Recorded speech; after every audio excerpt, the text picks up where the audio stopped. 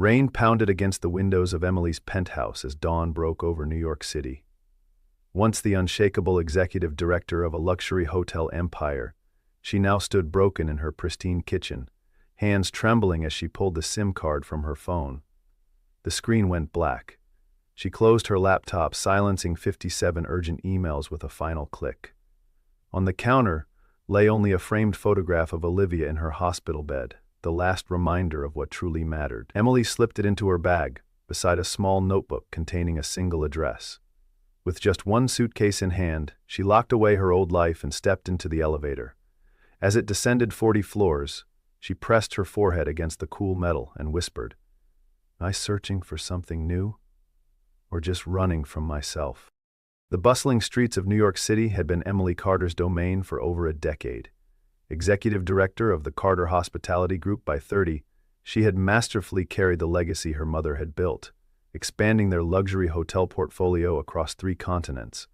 Perfect suits, perfect presentations, perfect performance reviews.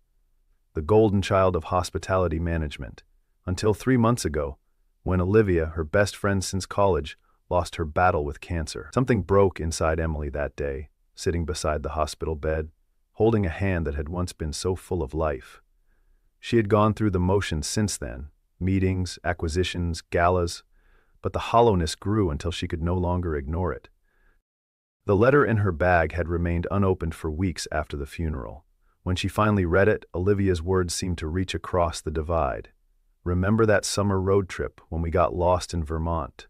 How we stumbled upon that little town with the ridiculous name? Windermere.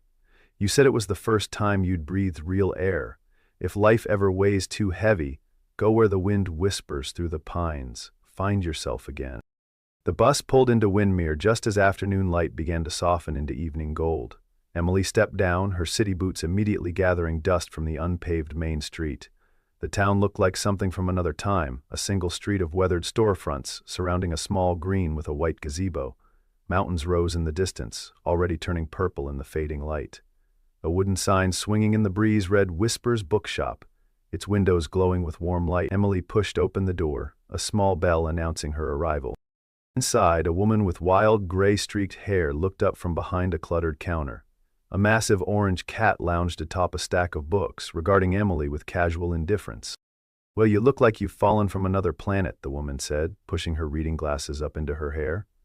"I'm June. That judgmental ball of fur is Hemingway." "Emily, I need a place to stay. Something quiet, for a while." June studied her with knowing eyes. "Quiet is our specialty, though you might find it deafening at first." She scribbled an address on a scrap of paper. "Windhaven Farm just started renting cabins. It's not fancy, but it's peaceful. Lucas is rough around the edges, but he's good people." The dirt road to Windhaven Farm wound through forest before opening to reveal a sprawling property, an old farmhouse surrounded by outbuildings in various states of repair, gardens just beginning to burst with early summer growth, and beyond, fields stretching to meet distant woods. Emily parked her rental car beside a weathered pickup truck and stepped out. A tall figure straightened from where he'd been repairing a fence, wiping calloused hands on worn jeans. Lucas Hale had the weathered look of someone who spent most days outdoors, his dark hair slightly too long, his expression guarded. He glanced from Emily to her impractical shoes, to the luxury car behind her. "June sent me," Emily said. "I heard you have cabins for rent." "They're basic," he replied, his voice deep and measured.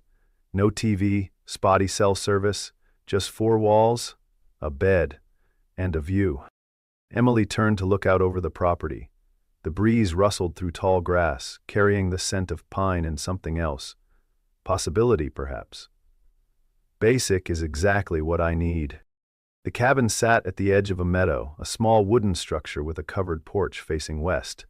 Inside was simple but clean, a bed with a handmade quilt, a small kitchen area, a bathroom with an old clawfoot tub, and a desk positioned before a window that framed the mountains perfectly. Emily set her suitcase down, opened the windows to let in the evening breeze, and for the first time in months felt her shoulders drop away from her ears. That night, wrapped in a blanket on the porch, she watched stars emerge in numbers she had forgotten existed. The wind moved through the pines at the meadow's edge, creating a sound like whispered secrets. Emily closed her eyes and listened, remembering Olivia's words. For the first time since the funeral, she slept without dreaming. Morning revealed Windhaven Farm to be more than just rental cabins. As Emily explored, coffee mug in hand, she discovered the property was evolving into something of a community space. The large barn had been partially converted into an area where local artists displayed their work. One field held neat rows of vegetables tended by volunteers. Near the main house, a colorful food truck was parked, its owner arranging fresh produce on a folding table. "First day," the man called, waving her over. "I'm Ravi, chef, philosopher, and according to Lucas, the most talkative person in 3 counties. Ravi was younger than Emily, perhaps late 20s, with an infectious energy and quick smile. He handed her a small cup of something steaming. Cardamom tea. Cures everything from heartbreak to existential crisis. "Is it that obvious?" Emily asked, accepting the cup. "Everyone at Windhaven is healing from something," Ravi said, his expression softening. "The only difference is how long they've been at it." He gestured to the food truck. "Lucas lets me park here 3 days a week. In exchange, I cook community dinners twice a month. Everyone brings something: food, music, stories." "I don't cook," Emily said automatically. "Everyone has something to offer," came Lucas's voice from behind her. He was carrying wooden crates of fresh vegetables. "You don't have to cook. Maybe you can set tables or pour wine." Emily found herself agreeing before she could formulate a proper excuse. The old Emily would have declined, maintained her distance, kept herself separate. But something about this place made her routines feel unnecessary, even impossible to maintain. The community dinner that evening transformed the barn into a warm, inviting space. String lights hung from rafters, long tables accommodated about 30 people sharing food family style, and someone played guitar softly in the corner. Emily stayed on the periphery, arranging silverware and filling water glasses, observing the easy way these strangers interacted, sharing food and stories. June arrived with dessert and settled beside Emily. "You've got that look. Part panic, part what have I gotten myself into? Had it myself when I first arrived 5 years ago." "You're not from here originally?" "Boston. Corporate attorney, 80-hour weeks and ulcers at 40. June shrugged. "One day I found myself crying in the bathroom between depositions, walked out, drove until I found this place and never went back." "Just like that?" "Just like that. Sometimes you have to lose your way completely to find your path." June nodded toward Lucas, who was showing a young boy how to properly hold a hammer. "He understands that better than most." That night, Emily woke gasping from a nightmare she couldn't quite remember, only fragments of Olivia's face, her mother's disapproving stare, and the sensation of falling. Stepping outside for air, she noticed light spilling from Lucas's workshop. Through the window, she watched him working on an antique table, his movements patient and precise, so different from the frantic pace she was accustomed to. There was something meditative in his focus, something that made her pause and simply observe the care in his hands. The next morning, a delivery truck got stuck in mud near Emily's cabin. Several people from the farm came to help unload building materials, while the tow truck was called. Emily watched from her porch, feeling strangely useless in her designer loungewear. Lucas approached, wiping his hands on a rag. "The fence needs painting, the garden needs weeding, and I'm behind on cabin renovations. If you're staying a while, perhaps you'd like to earn your keep." Emily bristled. "I'm paying for my accommodation." "Money's useful," Lucas acknowledged, "but it doesn't fix fences." She was about to refuse when she recognized something in his expression. Not judgment or criticism, but an offer. Purpose. Connection. Opportunity. Over the next week, Emily gradually integrated into the rhythm of Windhaven Farm. Initially awkward in her city clothes, she eventually borrowed overalls from June and boots from a community box. She learned to distinguish weeds from seedlings, how to properly sand wood before painting, the satisfaction of physical labor that produced tangible results. Her hands developed calluses, her skin gained color from the sun, and her sleep deepened into restfulness she hadn't known in years. She found herself visiting June's bookshop regularly, drawn to the older woman's straightforward wisdom and the peaceful atmosphere among the shelves. During one such visit, June studied Emily over her reading glasses. Lucas has that effect on people, gets them working before they realize they're healing. He doesn't talk much, Emily observed. Doesn't need to, but when he does, it's worth listening. June shelved a book before continuing. He was some hotshot tech designer in Silicon Valley. After a personal tragedy, he disappeared for a year, then showed up here, bought that abandoned farm, and began rebuilding it and himself simultaneously. What happened to him? Not my story to tell. But everyone here is rebuilding something, a life, a dream, themselves. The precarious peace Emily had found at Windhaven Farm shattered when she finally charged her phone. Dozens of voicemails cascaded in, her mother, colleagues, her assistant, all demanding her return. Victoria Carter's messages grew increasingly cold and threatening, speaking of Emily's responsibilities, her position, her inheritance. Emily called her mother, standing on the highest point of the property where cell reception was strongest. "This little breakdown of yours has gone on long enough," Victoria said, her voice crisp with displeasure. "The board is considering your replacement. Is that what you want? To throw away everything we've built?" After hanging up, Emily paced anxiously, her hard-won calm evaporating in the face of her mother's words. She found herself seeking out Lucas, finding him in his workshop, where he was restoring wooden chairs for the community space. "This place has potential," she said, slipping automatically into her executive tone. "Have you considered proper marketing? With the right investment, you could transform it into a premium retreat destination. Exclusive accommodations, artisanal experiences, farm-to-table dining." Lucas listened quietly, sanding the chair arm with smooth, even strokes. When she finished, he looked up with a question that stopped her mid-thought. And what would happen to the local artists who can't afford studio space, or Ravi's cooking classes for kids, or the community dinners? Emily paused, recognizing she'd automatically reverted to seeing everything as a business opportunity rather than a community resource. The realization unsettled her. Later that day, she helped Ravi prepare food for his truck. As they chopped vegetables, he shared his own journey, how he'd been a high-achieving medical student who collapsed under the pressure, resulting in severe depression. "My parents sacrificed everything for my education. First-generation immigrants with the American dream all mapped out," Ravi said, expertly dicing onions. "When I quit medical school, they didn't speak to me for a year. But success was killing me. Finding joy saved me." Emily found herself confiding in him about her own pressures, her friend's death, the expectations she'd internalized. Ravi listened without judgment, his hands never stopping their work. "Sometimes the universe stops us when we won't stop ourselves," he said, sliding chopped herbs into a bowl. "What looks like breakdown is often breakthrough in disguise."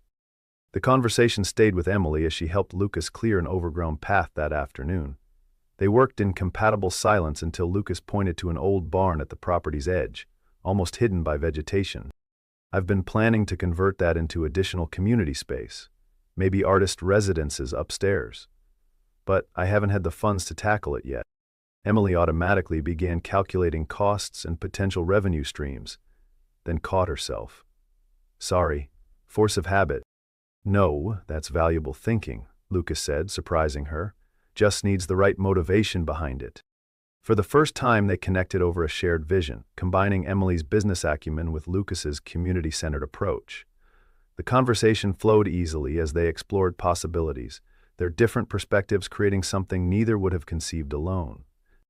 The tentative connection formed that day was tested the following week when Emily's assistant, Nathan, arrived, unannounced, with urgent paperwork requiring her signature for a major hotel acquisition. Dressed in an impeccable suit that looked absurdly out of place at Windhaven, Nathan's presence was a jarring reminder of the world Emily had left behind. Lucas observed their interaction from a distance, Emily automatically slipping into executive mode, issuing rapid instructions while signing documents, the sharp edge returning to her voice. After Nathan left, an awkward silence fell between them. The other men were silenced too.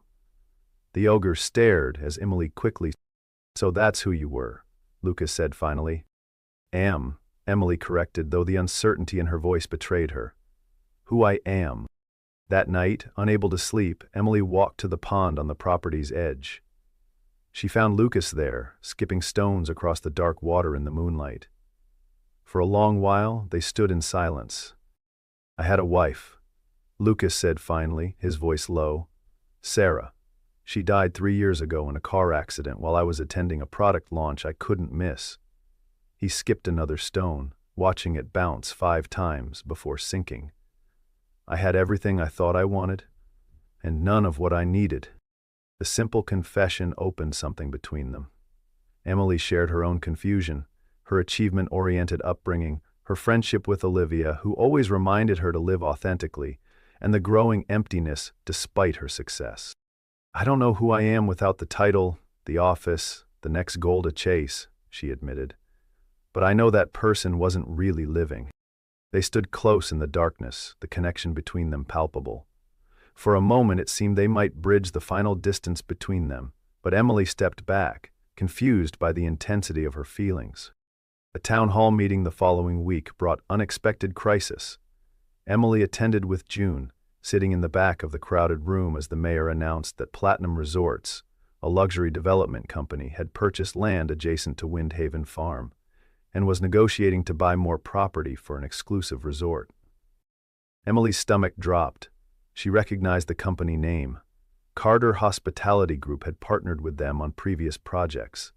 With growing certainty, she realized her mother's acquisition plans likely involved Windmere. After the meeting, concerned locals gathered at the diner. Some worried about rising property taxes and changing community character, while others saw economic opportunity. Emily sat silently, the conflict inside her growing. When she returned to her cabin, she researched Platinum Resorts' plans, confirming her suspicions that her mother's company was indeed a silent partner. She called Victoria, who answered on the first ring as if expecting her call. I knew that farm would catch your eye, her mother said, satisfaction evident in her tone. Come home, take your rightful place, and you can oversee the Windmere project yourself. Ensure it's done tastefully. And if I don't want that? Emily asked, her voice steady despite her racing heart. Then I'll find someone who does. Business continues with or without sentimentality, Emily. The next morning, Emily sought out Lucas to discuss the development situation. Before she could explain her connection, Lucas revealed he'd already been approached by Platinum with a substantial offer for Windhaven Farm. They want to turn it into some exclusive, authentic rural experience for wealthy clients, he said, anger evident in his usually calm voice. Everything we've built would become a commodity. When Emily suggested the development might bring opportunities, Lucas looked at her with new suspicion. You sound like their representatives. Is that why you really came here? To scope out the property? Unable to explain without revealing her family connection, Emily's silence was damning. Lucas asked her to leave. Heartsick, she sought refuge at June's bookshop, finally revealing her full identity and family business. So you're part of the machine coming to transform our town, June said, stroking Hemingway thoughtfully. Interesting plot twist. Instead of judgment, June offered perspective, sharing how the town had survived previous development attempts through community solidarity. The question isn't what you were before coming here, June said. It's who you choose to be now. 2 days later, Emily met Victoria at a luxury hotel in Burlington. Her mother presented plans for the Windmere development, including transforming Windhaven Farm into an exclusive retreat with premium accommodations where guests could experience authentic rural living at $500 per night. Emily studied the plans, seeing how they would fundamentally change the communities she'd grown to love. Behind the polished renderings, she could see what would be lost. The community dinners, Ravi's food truck, the local artist's affordable studio space, the spirit of the place itself. I won't do this, Emily said finally. Not to them, not to myself. Victoria's expression hardened. Then you're no longer executive director of Carter Hospitality, and I'll have to reconsider your position in the company entirely. I know, Emily said, rising from her chair with surprising calm. I've been reconsidering it myself. Emily returned to Windhaven Farm that evening, finding Lucas packing financial documents in his office. He barely looked up when she entered, his silence more painful than anger would have been. "I'm not here to defend myself," Emily said. "I'm here because I have an alternative." She laid out a plan she'd drafted, a community land trust that would protect Windhaven Farm and surrounding properties from development while allowing sustainable growth. Using her insider knowledge of how developers operated, she outlined strategies to resist the corporate takeover. "I know how these companies think," she said. "I know their weaknesses, and I know how to fight them." Lucas studied her for a long moment. "Why would you help us fight your family's company?" "Because some things matter more than business." Emily met his gaze steadily. "Some things are worth fighting for." The following week, Emily led a meeting with key community members in the barn. She stood before them not as an outsider but as someone with a stake in their future, explaining how development companies operated, their pressure tactics, and how communities could organize effectively against them. "They expect individual landowners they can pressure one by one," she explained. "They don't expect organized resistance with legal and financial backing." The plan energized the community, though some remained suspicious of Emily's motives. That evening, she received a call from her mother. "You're working against your own family," Victoria said, her voice ice cold. "I raised you better than this." "You raised me to identify value," Emily replied. "I'm just recognizing a different kind of value now." After hanging up, Emily sat on her cabin porch, watching darkness settle over the mountains. The magnitude of her choice weighed heavily. She had effectively ended her career and severed her primary family connection in one decisive move. Lucas found her there, hours later, still sitting in contemplation. He settled beside her on the steps, offering a mug of tea. "After Sarah died, I couldn't create anything for nearly a year," he said quietly. "My healing began when I started making things for others rather than myself." "I don't know who I am without my job," Emily admitted. "It's been my identity for so long." "What you're doing for Windmere? That's not something in a job description," Lucas said. "That's character. That's who you really are." He reached for her hand in the darkness, his callous palm warm against hers. The simple contact grounded her, connecting her to this place and this moment in a way her previous life never had. When he leaned toward her, the kiss felt inevitable, not a beginning so much as a recognition of what had been growing between them all along. Over the next month, Emily applied her organizational skills to mobilize the community. She helped local artisans organize a benefit art show, assisted Ravi in creating a farm-to-table dinner fundraiser, and worked with June to host literary events that raised awareness about the development threat. Meanwhile, Lucas coordinated with local landowners to commit to the land trust concept. The confrontation came at a town hall meeting where Platinum Resorts held a public presentation of their development plans. Emily sat in the audience, now dressed in jeans and a simple blouse, her appearance reflecting her changed allegiances. When the corporate representatives dismissed community concerns with patronizing reassurances, Emily stood. With precision honed by years of boardroom presentations, she systematically deconstructed their proposal, revealing hidden costs to the town and challenging their economic promises with insider knowledge. "You're not creating opportunity," she concluded. "You're extracting value and leaving this community to deal with the consequences." The company representative recognized Emily mid-presentation and became flustered by her expertise in opposition. After the meeting, Emily was surprised to find Victoria waiting in the parking lot, having attended anonymously. "You could have run this project," her mother said. "Instead, you're sabotaging it." "I'm protecting something valuable," Emily replied. "You taught me that." Victoria studied her daughter with new eyes, seeing not weakness but conviction. "You're more like me than I realized, just with different priorities." It wasn't approval, but it was a reluctant respect, and for Emily, that was enough. Winter descended on Windmere, transforming the landscape into crystalline beauty. The Community Land Trust had secured enough properties to block the major development, though negotiations continued for a smaller-scale project that might bring some economic benefits without destroying the town's character. Emily had moved from her cabin into a small apartment above June's bookshop in town.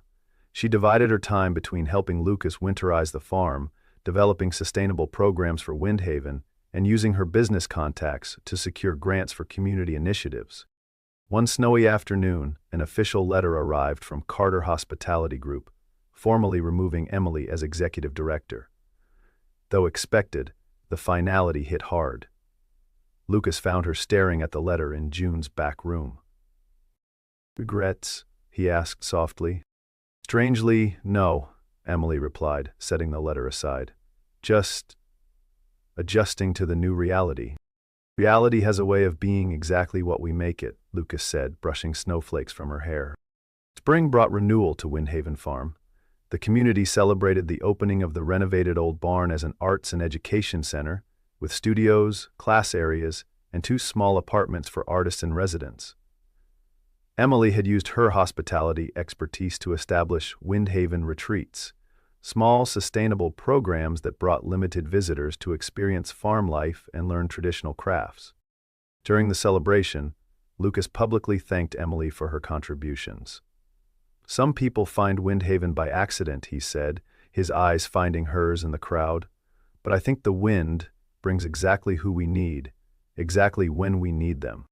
Later that week, Emily visited the local cemetery where she'd created a small memorial stone for Olivia, though her friend was buried in New York. She placed wildflowers against the stone and a letter she'd written. "You told me to go where the wind whispers," she said softly. "I never expected to find my voice there too." When she returned to the farm, Lucas was waiting by her original cabin, which he'd spent the winter renovating. He led her inside, where he'd transformed the simple space into a beautiful small home, furnished with his handmade pieces, including a writing desk positioned by the window overlooking the mountains. "Thought you might need a place of your own," he said, watching her reaction carefully. "Somewhere to write that business plan for the retreat programs."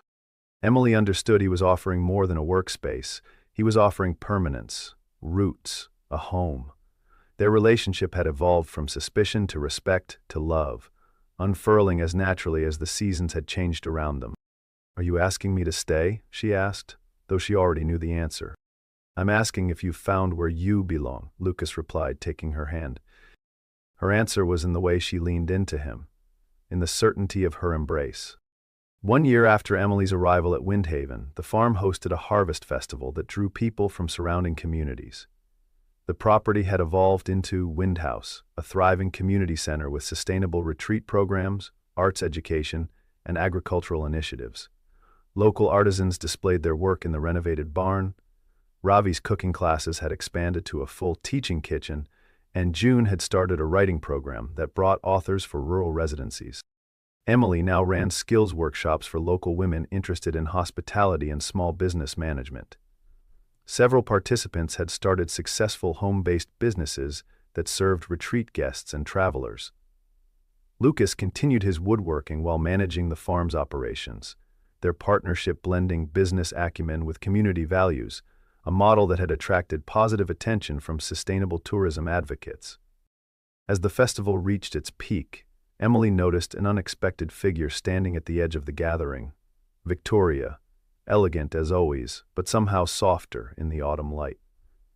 They hadn't spoken since the confrontation 6 months earlier. "Mother," Emily said, approaching with cautious warmth. Victoria took in the vibrant scene, children playing in leaf piles, local musicians performing on a small stage, tables laden with harvest bounty. "This isn't what I envisioned for you," she said finally. "But I can see it's substantial." It wasn't complete approval, but it was respect, and for Emily, that was enough. They walked together through the festival, 2 strong women with different definitions of success, finding tentative common ground. That evening, after the visitors had gone and only the Windhaven family remained, they gathered around a bonfire in the meadow. June read poetry, Ravi served spiced cider, and Lucas played guitar, skills Emily hadn't known he possessed. As darkness settled around them, stars appearing in the velvet sky, Emily felt a completeness she'd never known in her previous life of luxury and achievement. Later, in the quiet of their cabin, Emily reread Olivia's letter, understanding its meaning more deeply now. "You told me to find where the wind whispers," she thought, tracing her friend's handwriting with gentle fingers. "I didn't just find a place. I found a purpose.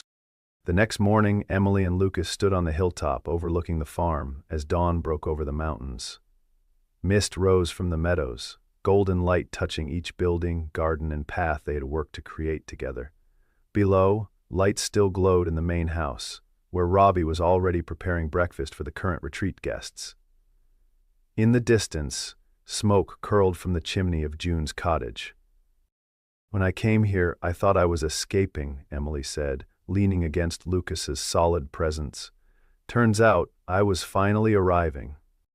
Lucas wrapped his arm around her shoulders as the wind moved through the pines, creating that whispering sound that had first called her to this place. Emily closed her eyes and listened, at peace with herself at last. The wind carried the scent of pine, earth, and possibility, not just for tomorrow, but for all the days to come. "Welcome home," Lucas whispered, and Emily knew with perfect certainty